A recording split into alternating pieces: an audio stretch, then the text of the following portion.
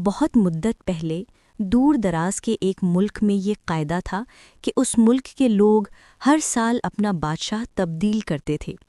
جو بھی بادشاہ بنتا وہ ایک عہد نامے پر دستخط کرتا کہ اس کی حکومت کا 1 سال مکمل ہونے کے بعد وہ اس عہدے سے دستبردار ہو جائے گا اور اسے ایک دور دراز کی جزیرے پر چھوڑ دیا جائے گا جہاں سے وہ کبھی واپس نہیں آ سکے گا۔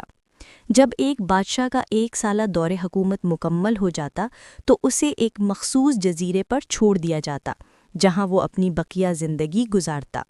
اس موقع پر اس بادشاہ کو بہترین لباس پہنایا جاتا اور ہاتھی پر بٹھا کر اسے پورے ملک کا الوداعی سفر کروایا جاتا جہاں وہ سب لوگوں کو آخری بار خیر باد کہتا۔ وہ بہت ہی افسوسناک اور غمزدہ لمحات ہوتے اور پھر وہاں کے لوگ بادشاہ کو اس جزیرے پر ہمیشہ کے لیے چھوڑ آتے۔ ایک مرتبہ لوگ اپنے پرانے بادشاہ کو جزیرے پر چھوڑ کر واپس آ رہے تھے کہ انہوں نے ایک ایسا سمندری جہاز دیکھا جو کچھ دیر پہلے ہی تباہ ہوا تھا، اور ایک نوجوان شخص نے خود کو بچانے کے لیے لکڑی کے ایک تختے کا سہارا لے رکھا تھا۔ چونکہ ان لوگوں کو ایک نئے بادشاہ کی بھی تلاش تھی، لہٰذا انہوں نے اس نوجوان شخص کو اپنی کشتی میں بٹھا لیا اور اپنے ملک لے آئے اور اس سے 1 سال کی حکومت کرنے کی درخواست کی۔ پہلے تو وہ نوجوان نہ مانا، لیکن پھر وہ 1 سال کے لیے بادشاہ بننے پر رضامند ہو گیا۔ وہاں کے لوگوں نے اس بادشاہت کے تمام اصول اور طریقے سمجھا دیے اور یہ بھی بتایا کہ 1 سال کے بعد وہ اسے فلاں مخصوص جزیرے پر چھوڑائیں گے۔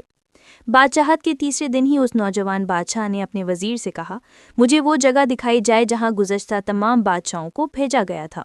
وزیر اور دوسرے وزراء اس بات پر متفق نہیں تھے اور بادشاہ سے کہا کہ آپ کو 2 ماہ مزید صبر کرنا ہوگا تاکہ سال مکمل ہو جائے۔ سال پورا ہو جانے کے بعد ہی آپ کو اس جزیرے پر چھوڑا جائے گا۔ بالآخر 2 ماہ مکمل ہو گئے اور بادشاہت کا 1 سال ختم ہو گیا۔ حسب روایت وہاں کے لوگوں نے اپنے بادشاہ کو شاندار لباس پہنایا اور ہاتھی پر بٹھایا تاکہ وہ اپنی رعایا کو خیر آباد کہہ سکے۔ خلاف توقع یہ بادشاہ اپنی الوداعی تقریب پر بہت ہی خوش تھا۔ لوگوں نے اس سے پوچھا، اس موقع پر تمام گزشتہ بادشاہ تو رو رہے تھے لیکن آپ ہنس رہے ہیں، آپ کے اس قدر خوش ہونے کی کیا وجہ ہے؟ اس نوجوان بادشاہ نے جواب دیا، تم لوگوں نے داناؤں کا وہ قول نہیں سنا، جب تم ایک چھوٹے بچے کی صورت میں اس دنیا میں آتے ہو تو تم رو رہے ہوتے ہو اور باقی لوگ سب ہنس رہے ہوتے ہیں۔ ایسی زندگی جیو کہ جب تم مرو تو تم ہنس رہے ہو اور باقی دنیا رو رہی ہو۔ میں نے ایسی ہی زندگی گزاری ہے۔ جس وقت تمام بادشاہ محل کی رنگینیوں میں کھو ہوئے ہوتے تھے تو میں اس وقت اپنے مستقبل کے بارے میں سوچتا تھا اور اس کے لیے لاہ عمل تیار کرتا تھا۔ میں نے اب اس جزیرے کو ایک ایسی خوبصورت قیام گاہ میں تبدیل کر دیا ہے جہاں اب میں اپنی باقی زندگی نہایت چین اور آرام و سکون سے گزار سکوں گا۔